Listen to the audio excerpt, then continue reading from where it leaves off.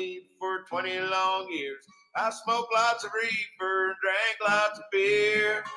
Every day at 420, we're gonna settle the score. And for 20 long years, it's been 20 past 4. Hello, everybody. Happy Wednesday, day before Thanksgiving. Welcome to 420 Live. I'm Jeff Kravitz, your affable, unshakable solid rock of a host, coming to you every day, Monday to Friday, in our new time slot of sleet with a slip, always with the mumbling and the grumbling. In our new time slot here at 4:20 p.m. Eastern Standard Time. Yes, I'm coming to you, to my friends out there that I grew up with, all my East Coasters, saying hi. We're giving you a little love over the holiday season, coming to you. And, it's been an adventure. Everybody, 5 million people as of today have gotten on planes. That's not including the people on the roads. Let's say 10 million people across the United States out there at their little super spreader events, spreading a disease for Thanksgiving. I saw the tweet. It is pretty fitting to think about what we did to the poor Indians back in the day. Now it's kind of like the revenge. They're laying it on us. The revenge of the Native Americans as they come down on us and watch us all evaporate. I actually saw an article today about how the Navajo Nation is suing to get their land back because of what's happened with COVID. And good luck to them. I hope they get some of it back. I just hope I'm not living on any of it. It's been an interesting week, folks. Amazing speech today by our president-elect. I mean, it's just was unbelievable to watch somebody up there so capable. I just felt so safe. I felt like I was in a big hug. He mentioned the word love in a presidential speech, which I haven't heard the word love except how much I love myself for the past 4 years. So it just warmed my heart on this pre-Thanksgiving to see that I don't have to focus on politics anymore. I mean, we still have to stay focused because of what's happening in Georgia. But after the beginning of December, after we win the House, hopefully, I'm talking blue here. Don't mistake me for a supporter of. I'm not a blood. I'm sorry. I'm a Crip. I bleed blue. Dodger blue. Lakers yellow and purple. You all know me. I'm a Jersey guy, so the sports doesn't really matter. The main thing I'm about is love and compassion. And it's nice to see a leader that's on the same page. And now I don't have to think about politics. I can get it out of my head. We can go on enjoying ourselves and living our lives and concentrate on the fun things of staying healthy and not spreading the disease and making sure that we, take care of ourselves and each other and those around us. I mean, these are very trying times, and it is hard for a lot of us not to be with each other this weekend. And it's going to be hard if anything happens, God forbid, at any of the dinners. I just hope everybody's safe this weekend and doing what they need to do to stay safe. A little bit chilly, nippy out there to be out, I'm sure, especially on the East Coast this time of year outdoors. But I know people are doing what they can. And I know how frustrating this is not to have our normal life back. Let's face it, I'm here doing a webcast when I should be gallivanting around the world, seeing rock concerts and shooting rock concerts and festivals and movie premieres and all these amazing things. But unfortunately, what I feel like I'm watching is this slow death of pop culture right in front of my very eyes. Just watching, nobody cares. What do we care about these award shows? I watched the promos for the American Music Awards probably 100 times, go on my phone, did not care enough to click to watch one performance. I think that everybody's kind of tuning out on the bullshit. And we're starting to focus on the things that are important. I sure hope so. Anyway, today we're going to have a little turducken. I don't know if you know what turducken is, but it's a turkey stuffed with the duck, stuffed with the chicken. Maybe it's a chicken stuffed with the duck. And in the middle is a Boudin sausage that they put in there, the Boudin stuffing, which is like a rice sausage with pork blood. It's delicious, actually. It's one of my favorite sausages down there. And we got the Boudin man on today. I'm sure he can fill us in on the origins of the Boudin. But my friend Jonny Ray down there in NOLA, Anthony Rodrigue from WWOZ and Soul Stu Raper are going to come on today, and we're going to talk a little bit about what's going on in New Orleans, what's happened with WWOZ, 40th year of WWOZ, and all my friends that go down to Jazz Fest. That's our jam, and they've been doing a great job this pandemic keeping us entertained with the fest in place. And I'm sure we'll get into a little bit of that. But let's welcome my friend Jonny Ray up here from the Big Easy. Hello, Jonny Ray. Hey, Jeff. How's it going, man? Good. How are you? Nice to see you on 420 Live. Good to see you. It's good to make it out of the peanut gallery and finally be a peanut on your show. Welcome to the land of the fruits and nuts. So how many of those 40 years of OZ have you been listening to? Well, I moved, my Jazz Fest experience is probably, I came there when Fish in the 90-ish, late 90s. 96? Yeah, like 99. I think the first time I went to New Orleans was in 95 to shoot the with the House of Blues, when the House of Blues did the halftime show at the Super Bowl. And they flew us all down into 707. It was all the guys that were in the Blues Brothers band movie that were in the house band for that performance. And it was James Brown's band without James Brown. But I think Jim Belushi was on the flight, and it was just amazing time, and flew us down to NOLA, and we were treated like kings down there. And that was my first trip. But for Jazz Fest, and when I first started tuning in to the station, wasn't my first Jazz Fest, because I think first Jazz Fest, you're kind of overwhelmed. But yes, it was, I would say, around 2000. So probably halfway through there. 20 years. 20 years. And how about you? When did you get involved with WWOZ? Oh, man. So OZ, I started going to Jazz Fest probably in the late 90s. I think 98 was my first Jazz Fest. And as you know, probably from growing up there and, having friends visit for Jazz Fest, it's such a special time, Jazz Fest. The weather's perfect. The jasmine's in bloom. It's crawfish season. The music's pouring out of like the windows and the doorways, and it's just very magical. And I grew up in Connecticut, and I lived in Connecticut. So every time I would leave, I felt sad. I felt a little forlorn on the plane going home. I felt really sad every time. Then I learned about OZ, and OZ was kind of my way to keep me connected to New Orleans throughout the time when I wasn't there up until Jazz Fest the next year. So then I finally moved down here in 2000. Oh, that's a great question. In 2012. And first thing I wanted to do was volunteer. But I didn't want to do a radio show. It wasn't my thing. I wasn't a radio guy. I didn't work in music up in Connecticut. And I met a guy named Jelly Roll Justice. You may have heard some of his shows. David Auerbach, he passed away recently. Rest his beautiful soul. And he said, Jonny Ray, you know a lot about music, and you've got a great voice. He's like, why don't you do radio? I was like, I don't do radio. And then the next week, I was doing radio. And then I did that for a long, long, long time. Up until they released me, which is a whole nother conversation for maybe later on this afternoon. The downfall of Jonny Ray's radio career. Yeah, all great things must come to an end.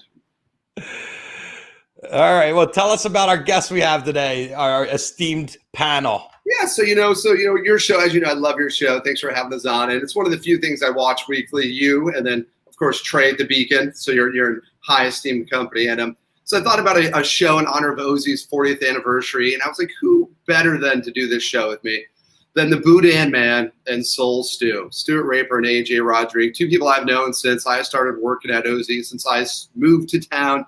And I'm sure they've got great stories. They know their music and their history, and I just thought I couldn't have two better people to do the show with today. So let's welcome them on in. All right. The Boudin man, Soul Stew, welcome to 420 Live, gentlemen. Yeah. How we doing, guys? All right. Good to see y'all. Thanks for having me. Pleasure to be here. Appreciate the kind words, Jonny Ray. Oh, yeah. I love y'all. And when they talk about people having faces for radio, they weren't talking about any of us. No. The four of us. All right, so Boudin man, when did you start at OZ? Well, first of all, Johnny, be honest, man. You got me and Stu because David Cooney and Soul Sister and Double A and all them couldn't come in. But man, it's a pleasure to be here. And I'm also proud to say, maybe, Johnny, I had a little bit to do with the straw that broke the camel's back, I guess, with your career at OZ. Am I not correct? Yeah, there were a couple of fateful evenings with you that we can get there. We'll go down that road. Me and Boudin man pushed it pretty far together a couple times too. but getting back to your question, back 1982, 83, I was tuning in to a little transistor radio or GE portable radio. I had just bought a house and was remodeling it. And so I got way to the left-hand side of the dial, and it was a Thursday night, and I just hear this guy wailing, man. It blew my mind, and it was Ernie Cato, man. Ernie Cato's show was my first exposure to WWOZ, I could proudly say. And I didn't miss too many of them after that. As far as how did I get volunteering, somewhere in the early 90s, maybe around 90, 91, I started volunteering for the pledge drives. Back in the day, we would answer the phones at the studio and take your pledge. As you all know, WWOZ is a community radio station, and most of our funding is from people that call in and pledge their money. So we did that for years. Some of the show hosts I like Kalamo Yasalam, Brian McColgan, I would go in and answer the phone during their shows. And my sponsor, the guy that actually got me into doing shows, was a guy named Dave Hirsch. He did a jazz show Sunday at midnight called The Night Train. And I think he did a Thursday show where he came in before Brian McColgan. So that's where we kind of intermingled and met each other. And I was only subbing because, like Jonny Ray, I didn't want to do a radio show. I didn't know that I could commit to it. And after Katrina came through, Michael Dominici had evacuated to California. So I took over his show to hold it till he came back. And I guess here we are 15 years later, and I'm still doing a show on Wednesday nights. In fact, I'll be on tonight at 10 playing. We're celebrating our 40th birthday next month, and I'm actually going to be playing a Billy Dell show. Billy Dell did a rhythm and blues show before my show, 3 hours, and November 22nd of 1995, I have that show recorded. In fact, I got the cassettes right here, and I'm going to try to actually broadcast using my cassette player, which is underneath the computer. But anyway, the guests are Eddie Bow and Tommy Ridgely and Harry Nance. And it's the same show that was used to actually make an award-winning Mardi Gras documentary. You may have heard it, Boudin Man Sneak It In, produced by David Kunian. And I guess that's it. That's my story.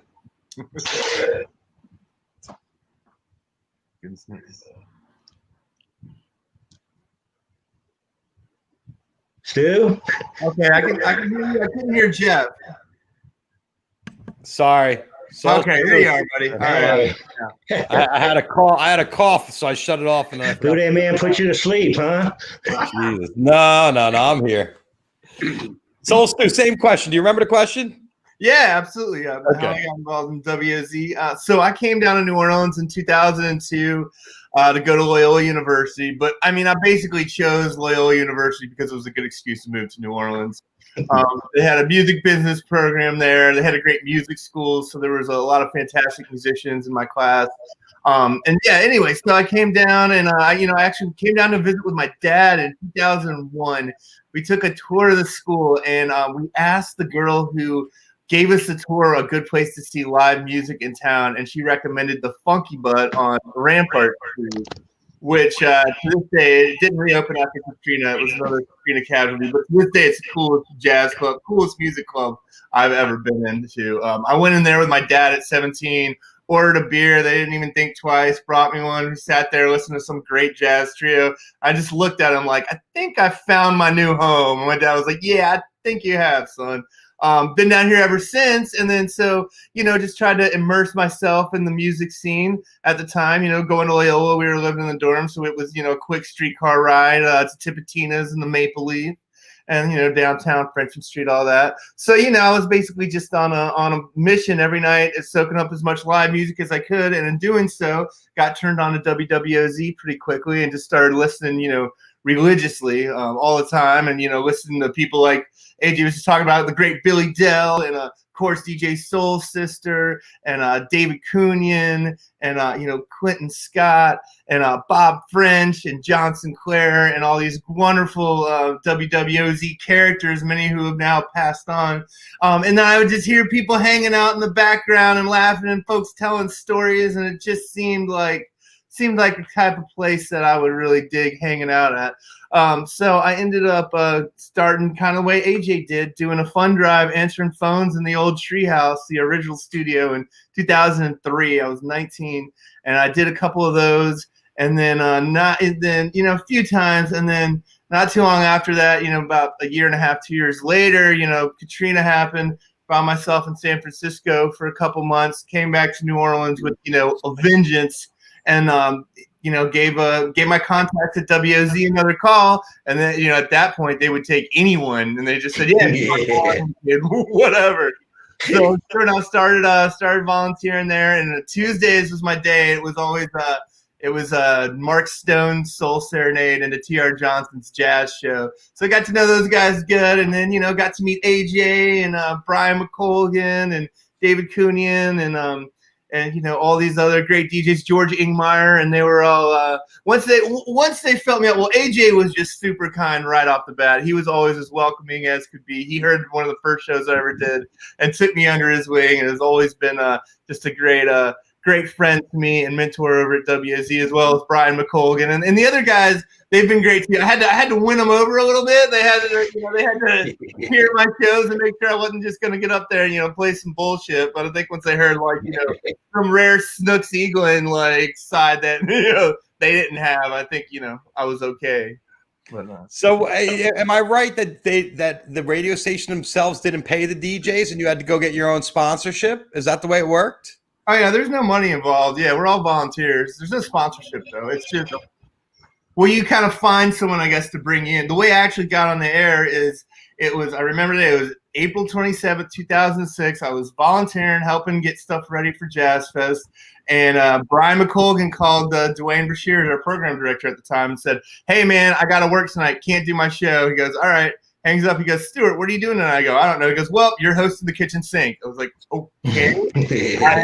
Luckily, our dear friend Scott Bourne, who worked for OZ for many years, that he had just started volunteering at that time. He's like, "Well, I'll come and I'll show you how to work the board," because I had no training whatsoever, at all. And so he came and was like, right into the fire.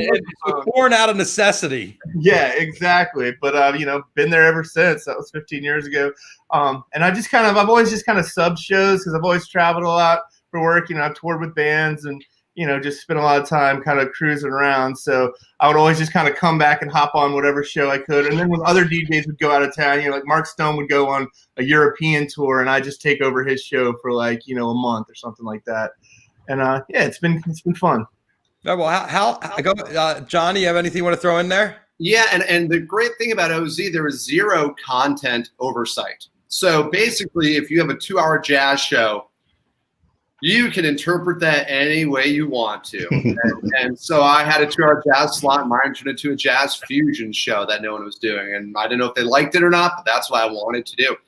And you never got feedback. There was no feedback, no oversight. It was just, like they trusted you to find your niche and to do what you thought worked. And most people found a niche, and they found their little alley. Yeah. That doesn't even happen nowadays because radio is so programmed. Everything is so programmed. But we're also talking about commercial radio. Yeah. Music is the antithesis of that. Well, it was freeform DJs. I guess that was popular maybe in the 70s when guys would play what they wanted to play and break the music they wanted to break. And we're talking about on big radio stations, but in New York City and in Los Angeles. But nowadays everything is so scripted. It's kind of hard and computerized. And that's kind of the joy of OZ, and that's something that they've always wanted to cultivate, I feel, amongst the DJs, is that they don't tell us what to play. They give us some broad parameters, and the whole thing is we kind of interpret it however we feel. But I feel like we all have such a special place in our heart for the station, and we've all listened, at least most of us, at least the people you're talking to now, we've listened for so many years that we really feel like we have a good grasp of OZ's identity. and it's something that's always evolving, but yet still stays true to itself. So that's, I think, something that we all do when we program our shows. We all put our own spin on it, but at the same time, we want to be, WWOZ that everyone knows and loves. But Boudin, man, jumping in here, the loose format is such that there are shows where there's a genre specific, not that it's etched in stone, but in the morning we have a jazz show, and then a rhythm and blues show, a blues show, another jazz show, another rhythm and blues show. But at 10 o'clock is really a special. Everybody's waiting for somebody to die or screw up to get thrown off to gobble up these 10 to midnight shows, which are referred to as the kitchen sink, because those 7 programmers are allowed to play whatever the hell they want. It's not and each night, each person brings a different type of kitchen sink to you. You've got David Cooney in on a Tuesday night that's kind of trained in the jazz, but he gets out there. On Wednesday night, we just like playing the weird stuff. We like to cater to the kids back there in the Bywater, Ninth Ward area. Not everybody's going to like my show.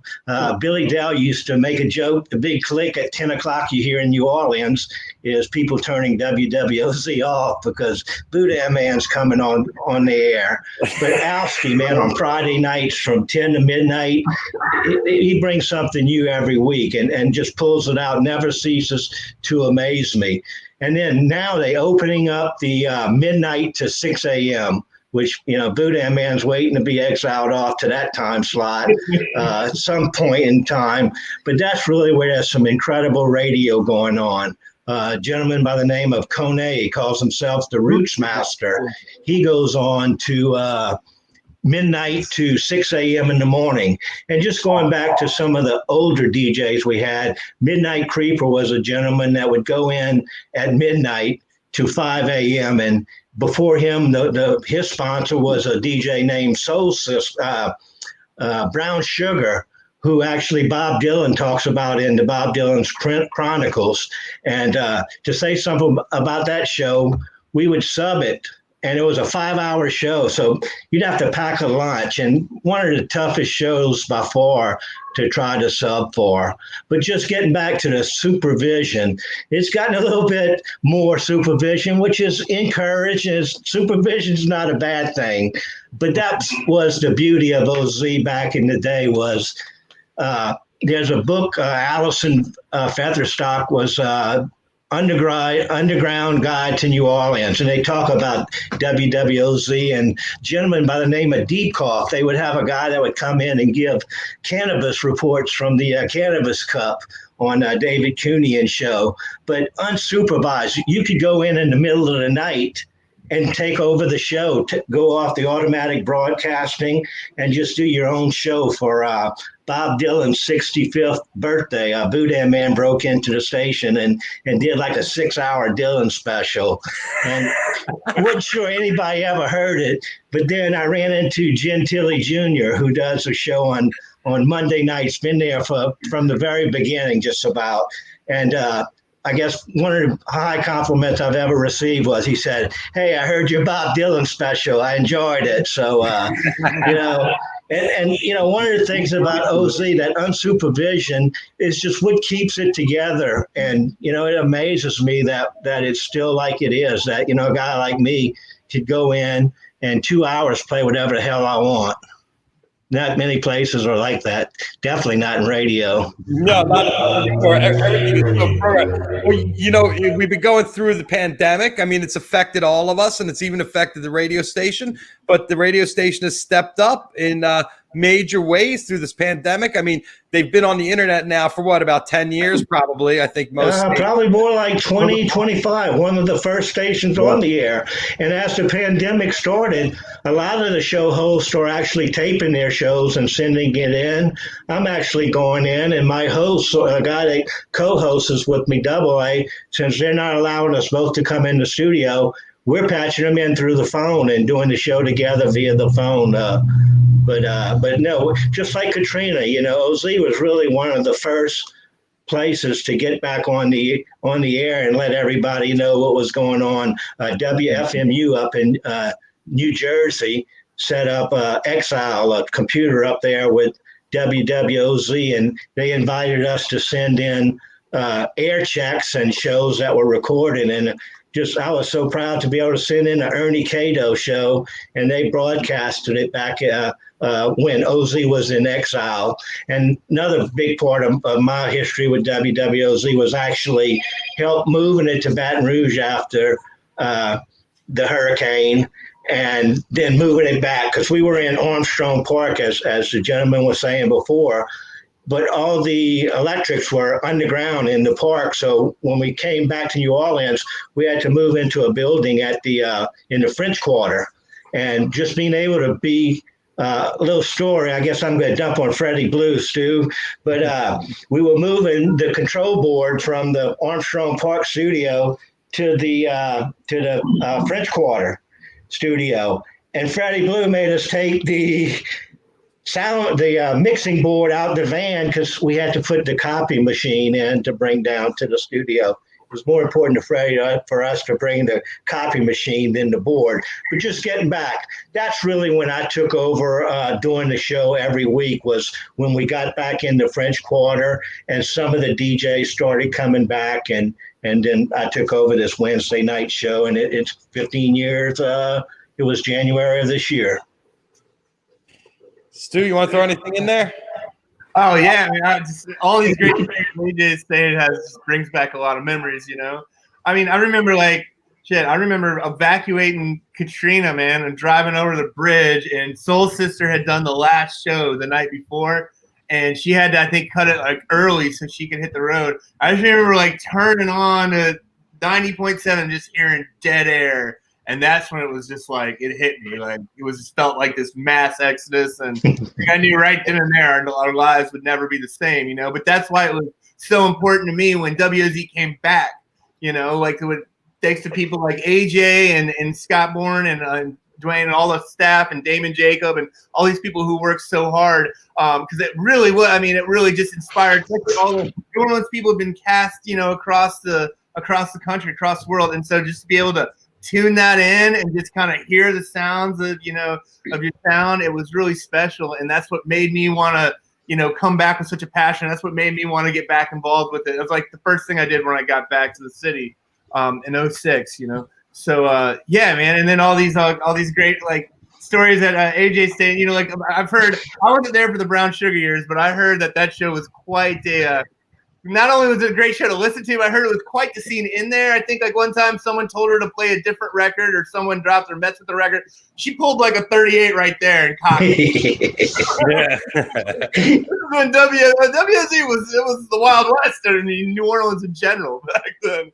But that's what made the music so exciting and the DJs so unique and fun to listen to. But guys like Gentili Jr. has literally been there since the beginning and still does that Monday show, and he's just such a wealth of rhythm and blues knowledge and all that. And I mean, Billy Dell's show is just like getting in a time capsule and just taking a drive through the history of rhythm and blues. And he had this great old New Orleans accent voice that you could just, the second you heard him come on, you knew it was him. And it was really special being around folks like that. And so I just try to keep that spirit going every time I host a show. And it's kind of all we can do. But yeah, man, I'm just honored to have friends like these help me bring the memories back some, because we've also lost a few brain cells. And, yeah, especially in New Orleans.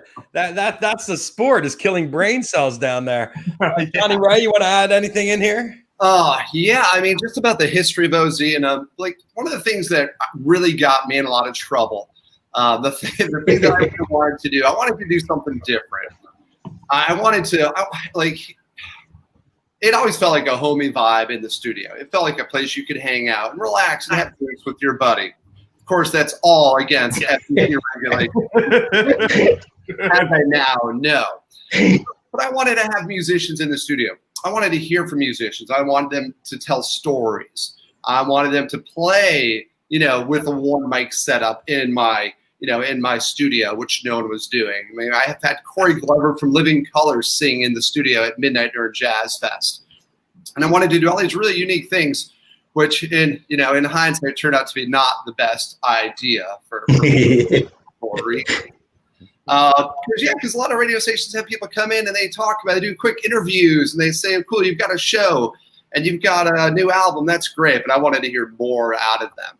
And that was the beauty, I think, of OZ, was that open door policy that they had when people could come in, and I could do a 3-hour show with George Porter, 3 hours, and we just sit there and talk. And it was for me, and it was for me, and it was for the fans, but it was just, I wanted to do something different. And so I just hope I did something different while I was there, And it was great. And I've got great memories and great stories. And man, this one time, did I ever tell you the Ron Jeremy story? Do you guys remember this one? What? So Kravitz, do you remember back at Bonnaroo, they used to have guest MCs, and one year they had Dr. J and Ron Jeremy. This one year, I forget which year it was. Dr. J, the basketball? Yes. I remember Ron Jeremy being there and running into him, like hanging out at the soundboard at a couple of sets. Yeah, whichever that year was. And he was hanging out with Stanton Moore and his wife. We're all hanging out, and someone said, hey, you need to meet Jonny Ray. He does a radio show in New Orleans. So they introduced me to Ron Jeremy, and he's like, well, what's up? He's like, well, I'm coming to New Orleans in a few weeks, and I've got a new product. I have a new rum. It's called Rum de Jeremy. And he's like, can I come on your radio show when I come to New Orleans? I was like, absolutely. So I give him my phone number. And just assume he's never going to call me, right? So a few weeks later, my phone's ringing. Didn't answer. Went to voicemail. It said voicemail Ron Jeremy. And of course, if you're listening right now and you don't know who that is, you can Google that. We don't need to get into Ron's career. And so he wanted to go into the studio, but I didn't have a show that day. So I had to find a way to get Ron Jeremy, the porn star, into OZ to do an interview, but not on my show. So anytime there's some great artists or friends in town, and I can't do a show like a Boudin man. Did I bring Fishbone on your show one time? Yeah. Yes, sir. I'll find someone and I'll bestow the gift upon them.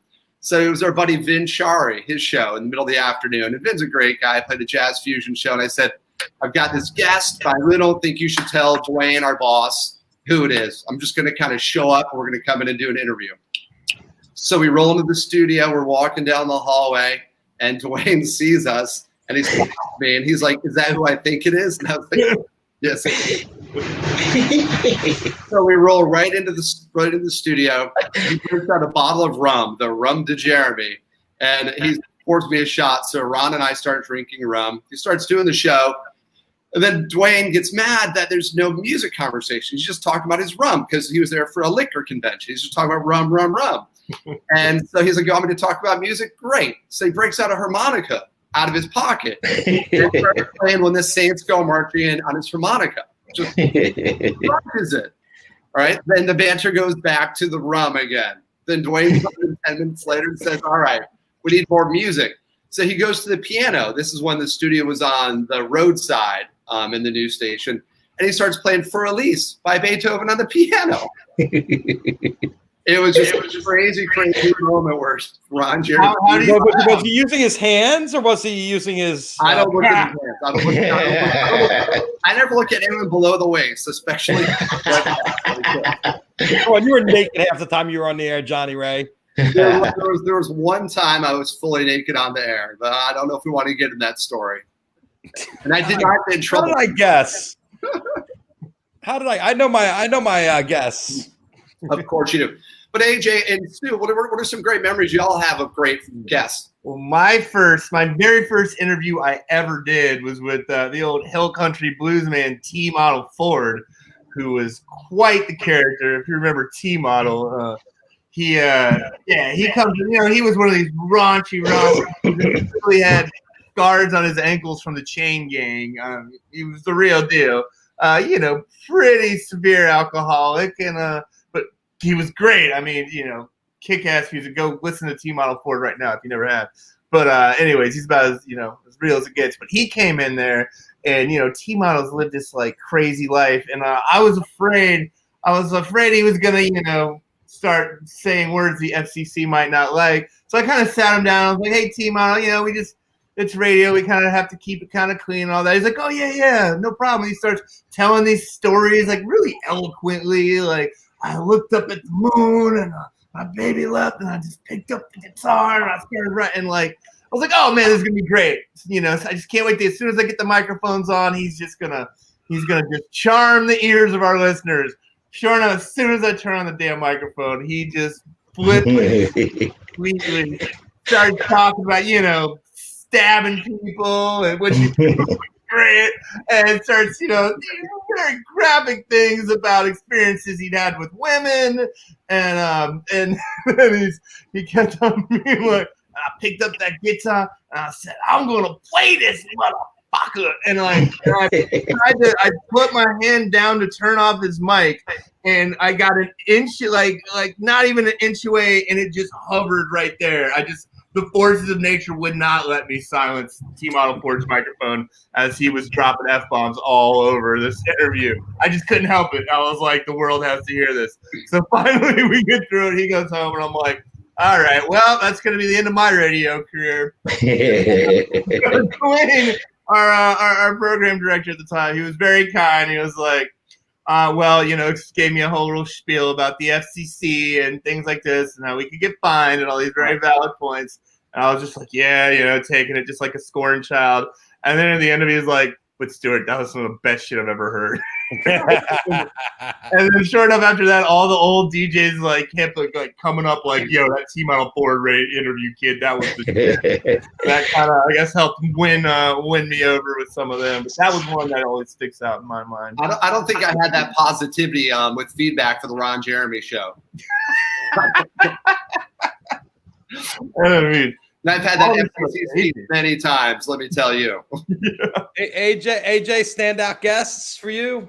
Yeah, well, I don't know about guests, but as far as broadcast, I guess 2006, 2007, we actually did some live remote broadcasting from Bonnaroo.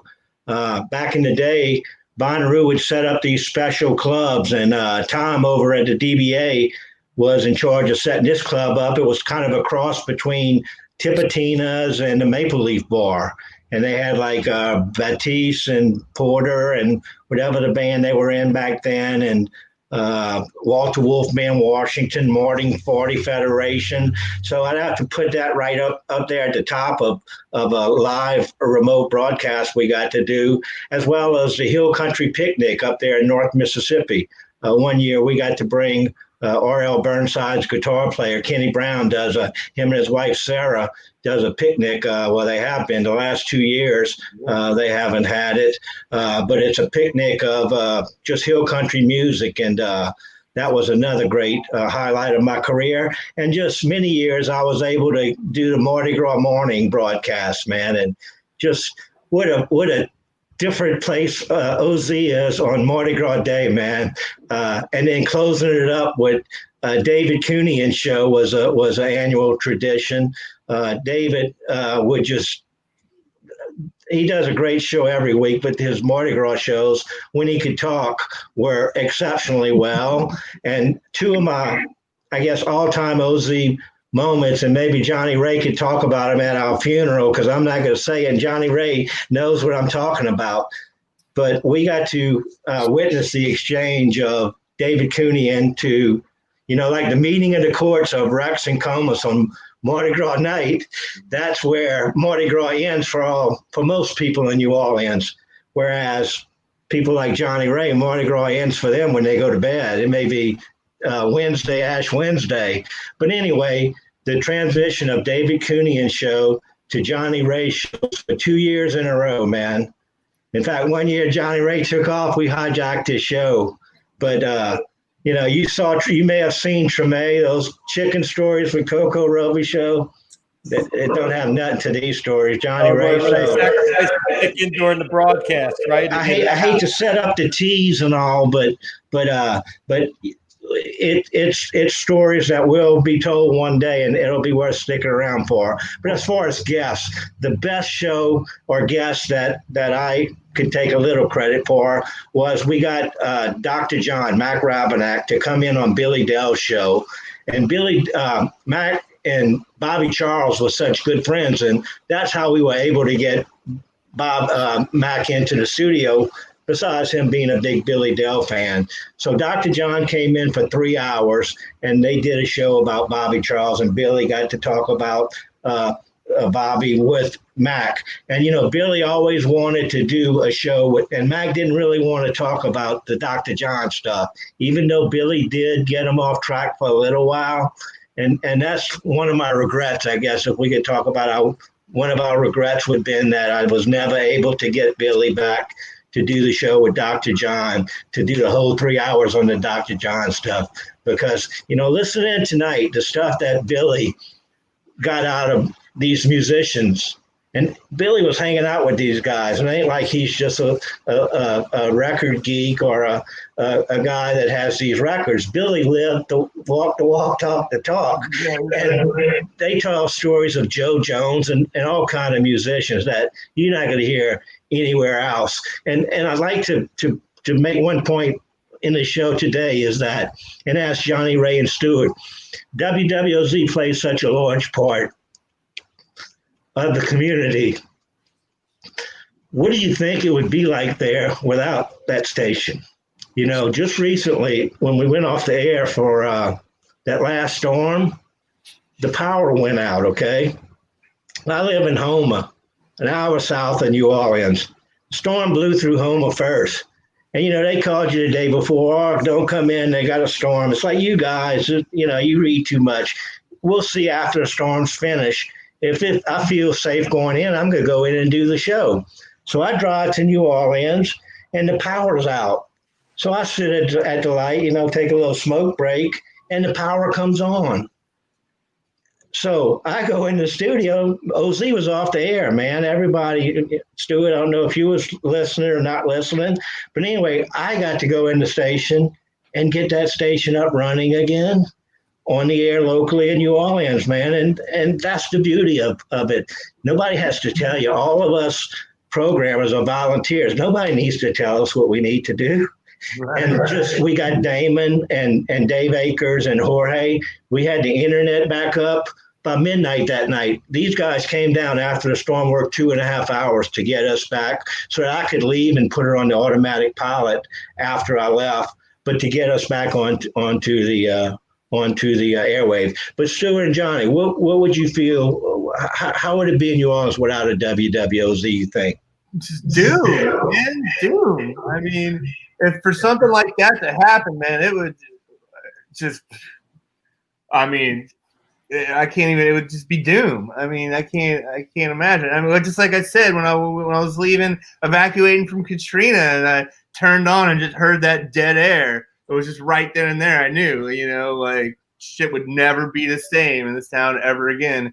And that when we came back, we were going to have to come back with the passion, which is what we did, which is what you did and what Johnny did and what everyone who was involved did in those days. But yeah, man, it's something that's just so synonymous. Like, there's people, it's funny, back in the day, there was people who didn't live here who bought computers just so they could stream WWZ. But nowadays, there's people who have bought FM radios here in town because they're investing in place. The internet went out so much because so many people logged on that it was the only way you could get it. And it's just, every time I get into a friend's car, they crank their engine, boom, it's on 90.7 every time. It's just, that's how much it means to our community. And then and that's always something that, when I came down here and I was in the music scene and all that, I wanted something that I could do that would help perpetuate it and give back, something I could use my, just what I'd learned about New Orleans music and music in general to keep, give these musicians a voice. And that's something that OZ does. Just like what the two of you were talking about, the open door policy, all the great interviews that Johnny's done on his shows over the years, and all the great stuff Boudin has done on his shows over the years.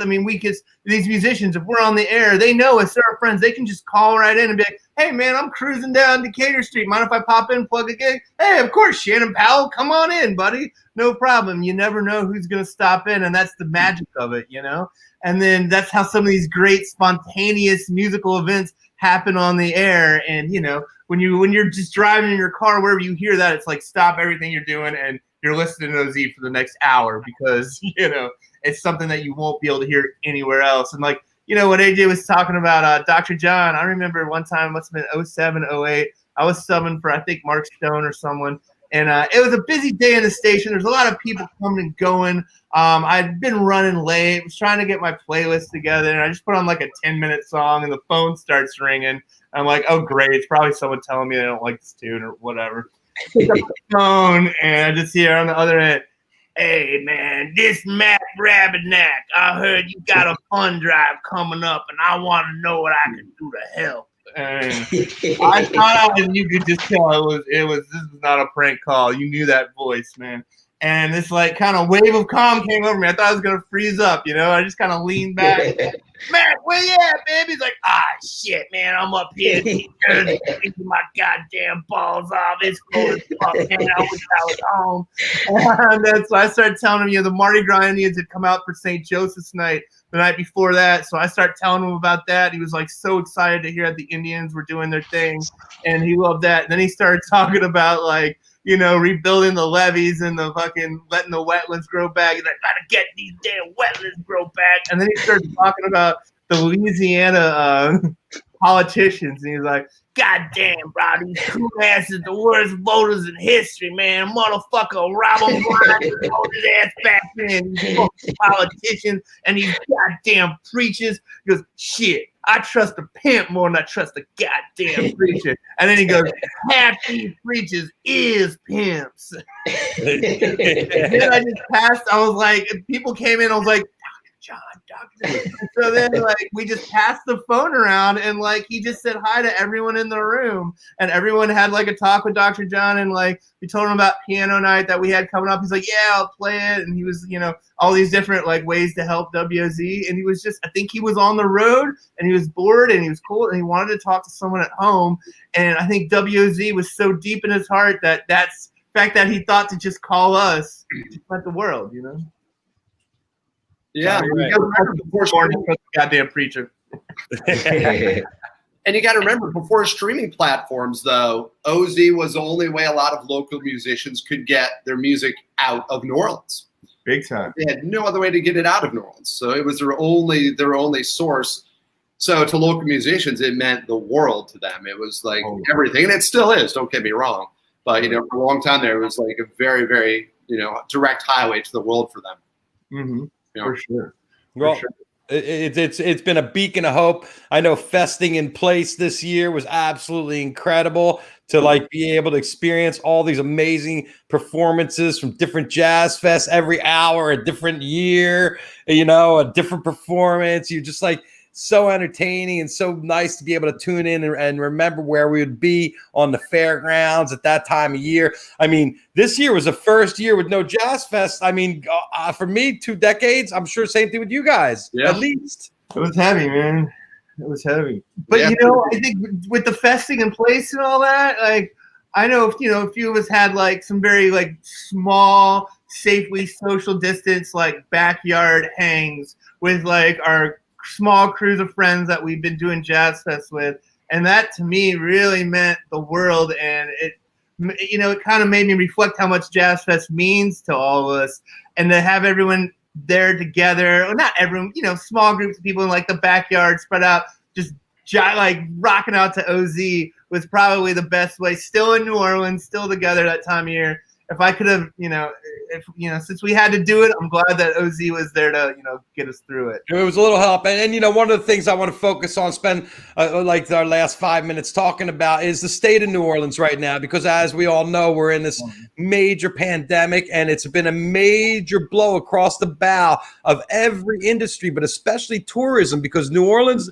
survives on tourists. It survives on conventions. It survives on people going out to dine and being able to go to these small, old, poorly ventilated clubs and partying all night. And, that's part of the charm, is the old and being able to go. What is the status of New Orleans, and when can we look for a little I know that this is really fortune teller ball, especially as I'm talking from LA, where tonight at 10 p.m. you can't go out to dine anymore, even outdoors. So we're getting ready to lock down. What's the status in New Orleans? I'll start with Stu, and we'll work our way around the horn. I mean, it's really interesting to see the way that the musicians have been coping with it. I mean, first off, it's dire. I'll tell you that right now. Everyone's out of work, and all these clubs that we love so dearly are just hanging on by a thread, and then another one closes every week. or it goes up for sale. The Circle. I heard the bar. Saturn bar this week was sold. Saturn bar was this week. It's like every week it's another dagger in your chest, you know. And there was already enough of that happening with the whole kind of, you know, gentrification wave that's come with, I call it the invasion that we've kind of had post reconstruction in New Orleans. And but you know, to see it like so accelerated has been sad. But on the other hand, it's been cool to see people in the community really bounce back, and how the scene has really moved to, you know, people's like private shows at people's houses, where like, so, you know, I've had friends build stages in their backyards, and you know, they distance everyone out, and everyone pays, you know, decent, you know, price for the band and all that, and then passes around a tip bucket. But I've seen some amazing shows, you know, like Good Enough for Good Times and Micho's Melody Makers, and I've seen all these brass bands on front porches, and even across from DBA, I know Tom Thayer is doing shows where the band's play on the street, and then he opens the bar to serve. And that's been a lot of fun. And it's the same people you would be at the show with, and it's cool for everyone to kind of reconnect that way. There's a guy who's got a piano in the back of a truck. He pulls it up outside the main and plays the whole James Booker set. You know, and everyone kind of hangs out on Oak Street and kicks it. So stuff like that has been inspiring to see. But yeah, man, it's tough times. But you know, the music will never die in New Orleans, that's for sure. For sure. AJ? Yeah, well, the artists are still creating. You know, I see productivity similar to after Katrina. After Katrina, we see a lot of the Alan Toussaint's, the Irma Thomases, but just recently, Ryan Scully wrote and recorded a record in his attic during coronavirus, and he had a webcast live from BJ's. But the granddaddy of all clubs, Tipitina's, man, those guys were hit so hard. They doing some webcasts, and my friend Ben Elman called me a while back, and they're doing a vinyl club where you could sign up, and they're going to send you some real unique creations of the corona pandemic. He contacted me about some Ernie Cato recordings that I'm sure he's gonna put to good use. But our buddy Tom over at DBA, he's got tomorrow night webcasting Lost Bayou Ramblers and Micho's Melody Makers, and just Bufus is doing one. So we're not down. We're working, planning for when we get back to a little bit of normal. But don't worry, New Orleans is alive and well, and we're not going nowhere. It could take more than a Chinese flu to get us out of here. Hey, listen, if you go to New Orleans and you catch COVID, that's kind of like an easy trip, you know. You usually come back with a couple other diseases. Right. I couldn't think of a better place to catch it at. But no, when I go up, like tonight, I go up, do my show, and come home. People are scaling back again. You know, a couple of weeks ago, you saw people pushing baby carriages in the French Quarter. But no, I think people starting to take it a little serious. I just hope, you know, they do, because it's going to be a pretty ugly Christmas around here. How are the numbers in the hospitals? Are you hearing that? It's all up. Everything's up, man. Everything's up. Where I live down here, hour south, these still people down here still think this is all bogus and it's made up, you know, and for Trump to lose. And so, you know, the city care forgot us. We didn't forget to care, though. Jonny Ray, I'll leave the final word to you here. Yeah, I think AJ and Stu surmised the music scene up very well. I think there is a music scene, but it's for us. It's for the friends and fans and family. There are no tours of these shows. You know, that's the thing we don't have here. You know, both my businesses are rooted in tourism, and I don't have much. There's not much going on. I took a walk in the French Quarter this morning for the first time since March, possibly, and I only saw one couple. And the poor guy trying to sell his beads only had one couple to try to sell his beads here. You know, it was pretty. So tourism-wise, it's pretty dire. But it was packed on Halloween, man. I mean, Bourbon Street was shoulder to shoulder. Yeah, Friday and Saturday night on Bourbon Street. I hear that's a good party if you want to go. But pretty much it's weekend warriors. They come in, rage on Friday and Saturday nights on Bourbon Street. Then they leave town now. And it's the maskless, and it's, I hate to say and say Trump supporters, but it's kind of what it became, is a politicized disease, and the people without the mask running around on Saturday night wanting to party in the clubs are not your Democrats. I mean, maybe, but not what I'm saying. No, and it's an irresponsible group of people, and that's why a lot of club owners don't want to open up, even if they have the option to have tourism, based music. They don't want them coming in their clubs. And they're making them close at 11 too right now. Which is great. I love 7 o'clock concerts, by the way. I love this. If we keep 7 o'clock shows for the rest of my life, I'm a happy man. This has been great. Yeah, but you're an old man too, and that's probably why. Well, guys, thank you so much for coming on. I really appreciate it. A lot of fun coming down to NOLA and visiting with you guys. And I look forward to seeing Stu and AJ next time I'm in town. Jonny Ray, I see you all the time on the socials. But thank you guys so much. I'll give you any last words, anything you want to shout out. I'll start down there.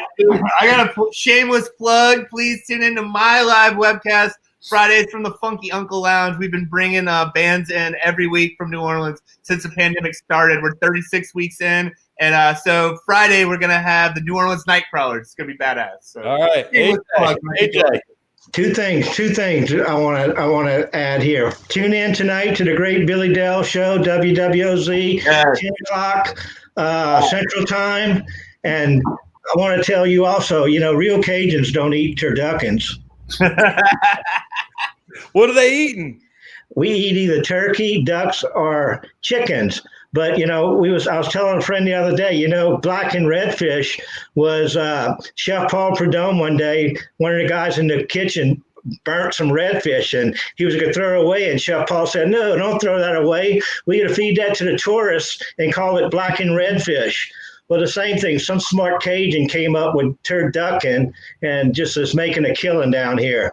Yeah, they are. But they're pretty tasty. I'm sure I'm just pulling your leg. Right? I'm just pulling your leg. We really do eat them.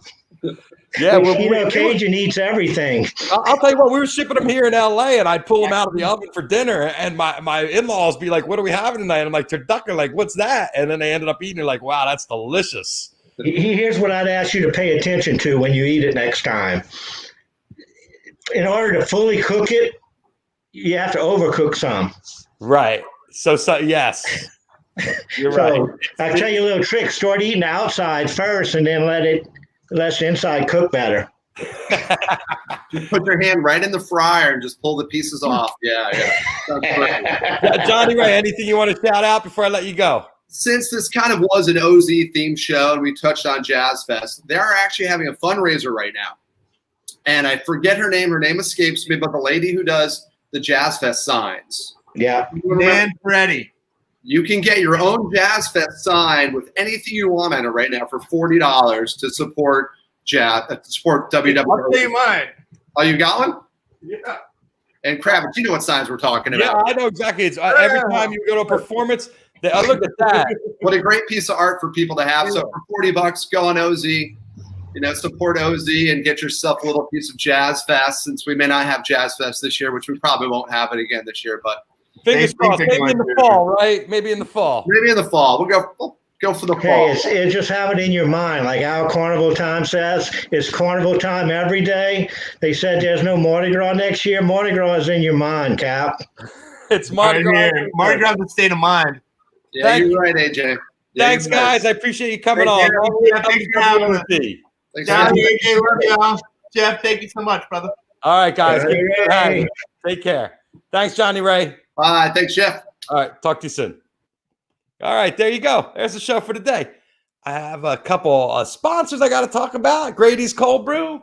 Yes, right here is my Grady's sack. You get the 36-cup sack, 20% off. If you use a Grady'sColdBrew.com 420 live code, you got to use it just like that. You get 20% off on your Grady's Cold Brew. New Orleans style chicory coffee. You don't need sweetener. It's delicious. My kids are loving it. My daughter's like, Dad, this is so good. So we got it in the fridge at all times. Get your Grady's Cold Brew. You get your nice 20% discount. It's a beautiful discount. All you coffee lovers out there. I mean, I know I love my coffee. And if you love New Orleans, you love chicory style coffee, Grady's is doing it. So, and it comes, you get a little spout here and you can just Drink your Grady's right out of the bag. Grady's cold brew. And, Sin Lawn, synthetic lawns. That's a hell of a swap there from the coffee to the synthetic grass. I like to smoke my synthetic grass like this.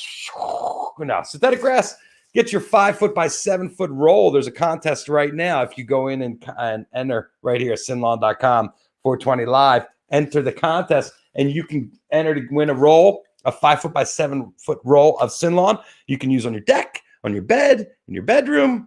And I'll enter you to get a 11 by 14 print if you use that code right there from my collection as a bonus for entering. Everybody out there, thank you so much for tuning in. Peace, love, happiness. Here's the hug. Happy Thanksgiving to everybody. Have a great day. We will see you after Thanksgiving. We're taking the next couple days off. Thanks for tuning in.